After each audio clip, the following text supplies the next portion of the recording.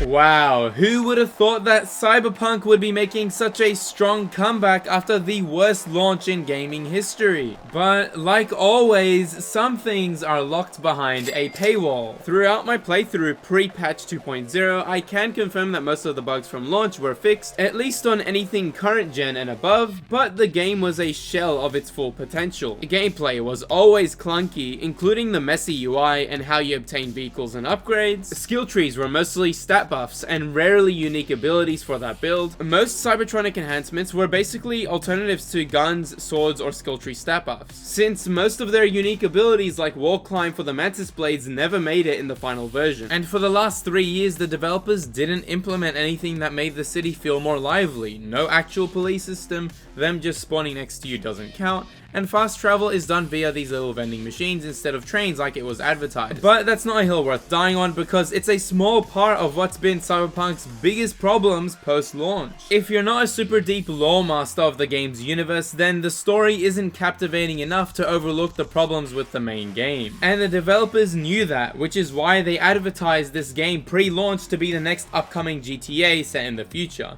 Kinda like the original Watch Dogs, with just a different theme. Except the big difference there is that you could at least do some of the bigger features advertised, albeit in a much more stripped down, simple and glitchy manner. But with Cyberpunk, half of the things advertised weren't even possible in game. Plus, not only is the loot and shoot aspect of the game nowhere near as detailed as other FPS RPGs out there, but fundamentally, at its core, it's not even in the same genre as a game like GTA. Just like when you translate something from another language and it comes out too literal, Cyberpunk is what happens when you translate a board game too literally into a video game, leading to some of the most repetitive storytelling and gameplay elements, basically becoming the roleplay server of WoW. Each story mission starts out with an overly dragged out one-to-one scene with a character for exposition. This can go anywhere from 10 to 30 plus minutes, and if you're unlucky, another 5 or so minutes for a BD, which is basically more dialogue. Then you're set in an area to shoot some enemies for 20 minutes,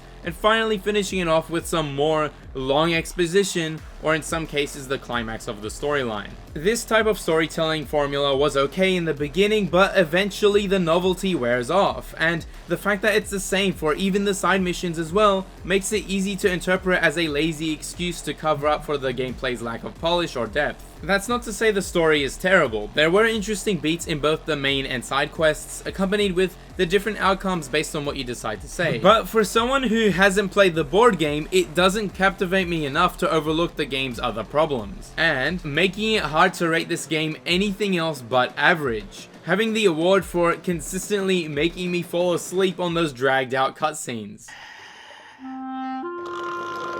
But that's where Update 2.0 comes in, completely overhauling the progression system, adding more skill tree specific abilities and unique benefits that really personalize your playstyle. There's still many stat buffs in the skill tree, but they're usually improving the main perk of that branch instead of just 5 to 15% damage increase to a weapon. Plus, the UI got an upgrade as well, making it visually easy to see where the more unique skills are on the tree and general navigation easier. It also helps that Cybertronic enhancements now directly increase your damage, defense, speed, and stamina, with additional atonement buffs, giving them more purpose since they replace most clothes in the defense category. You can now shoot while driving, and you can now just buy most cars without having to steal them first. Finally, now there's an actual police system in the game, bringing Cyberpunk closer to the half GTA/Borderlands hybrid it was going for. But although the core gameplay got a substantial upgrade that undoubtedly improves the overall experience, the repetitive mission structure and story to gameplay pacing issues mentioned earlier are still there.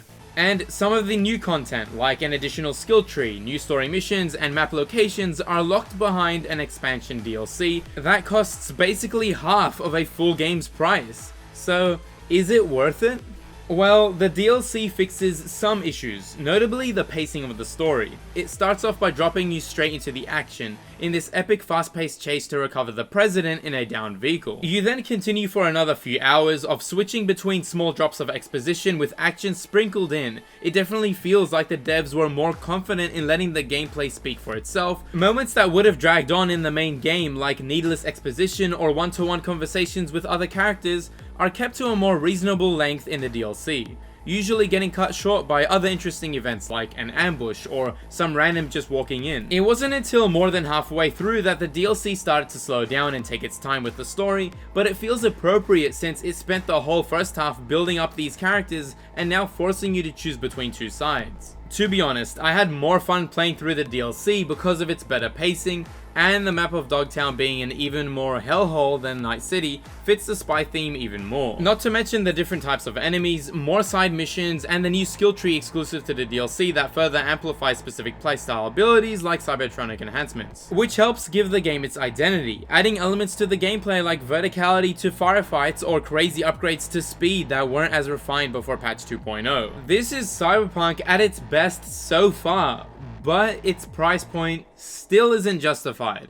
Around half a full game's price for a map, extra story, and a few new guns and abilities is a bit much. Games like Borderlands, which have similar story mode DLCs, sell theirs at half the price and you get a little under what Phantom Liberty offers. And that's not mentioning the base game's price in comparison. Plus, a game like Star Wars Battlefront 2 implemented all its additional content for free for over 3 years, and use microtransactions on skins to compensate. I get different monetization schemes for different genres, but still, cut the price by $15 and this would be perfect. But no, they now have the audacity to sell a 3-year-old game back at full price on Steam just because it has a revamped progression system and improved gameplay that should have been there at launch. While Borderlands 3, being just a year older, is now half a full game's price and has better FPS RPG gameplay in basically all aspects. So is Cyberpunk 2077 still a scam?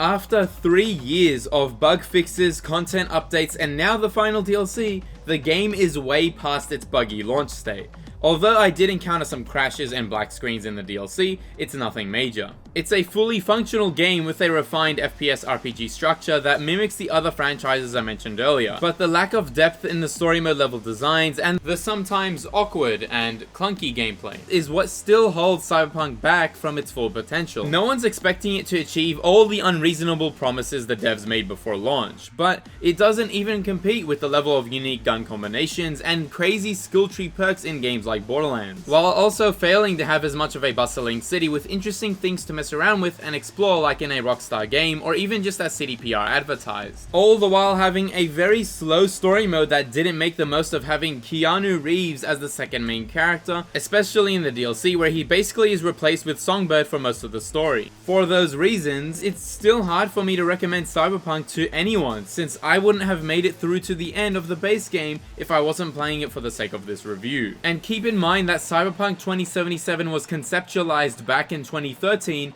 and started to be fully developed after The Witcher 3's final DLC in 2016. That's at least 4+ years of development for the bare bones experience we got in 2020, and it took them 3 years to make it a more standardized gameplay formula. All the while cancelling their online mode they promised as well. Whether you think they were too ambitious or planning malicious intent from the start is for you to decide, but I still think Update 2.0 does not justify a rise back to full price. If they add more depth to the skill trees, guns, and Cybertronic customizations, balance the story mission pacing, as well as diversify city activities and mission objectives, I can honestly see the sequel to this game being an amazing experience that mixes the best of franchises like Borderlands and GTA in a way we haven't seen before. That's as long as they avoid the drama and over-marketing pre-release strategy of the first game. But man, is it fun reading the old hate comments on videos that went against the hype and thought rationally like this one here.